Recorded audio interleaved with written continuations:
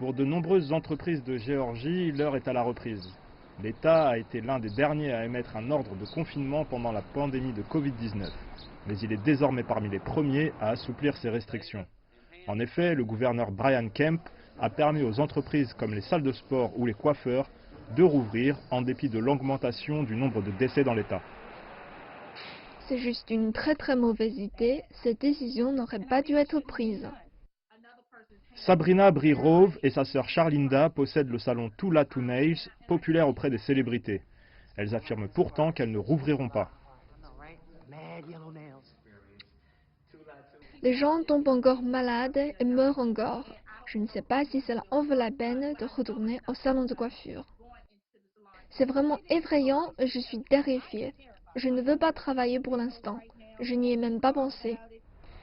Les entreprises qui rouvrent doivent suivre les règles de distanciation sociale, mais en pratique, cela peut s'avérer difficile. Comment je suis censée couper les cheveux de quelqu'un à 1,80 m de distance? C'est impossible. Certains des maires de l'État se sont opposés à la direction du gouverneur. Mais dîner au restaurant, assister à une séance de cinéma, tout cela sera également autorisé à partir de lundi. C'est bon pour ma paie. Vous savez, je fais le plus gros de mon salaire avec les pourboires. Donc plus je vois de gens, plus je fais l'argent. Un certain nombre de rassemblements ont eu lieu la semaine dernière aux États-Unis pour appeler les gouverneurs à rouvrir les économies. Certains pensent cependant que cela devrait être un choix. Je pense que l'on devrait avoir la liberté de se rendre ou pas dans ces commerces.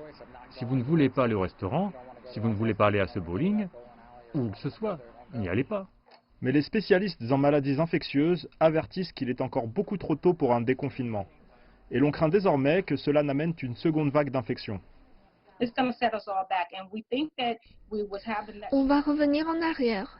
C'était déjà difficile maintenant, mais ça va être encore pire. Aux États-Unis, les gouverneurs doivent décider du moment et de la façon de reprendre l'activité économique. Ils surveilleront sans doute de très près les événements en Géorgie.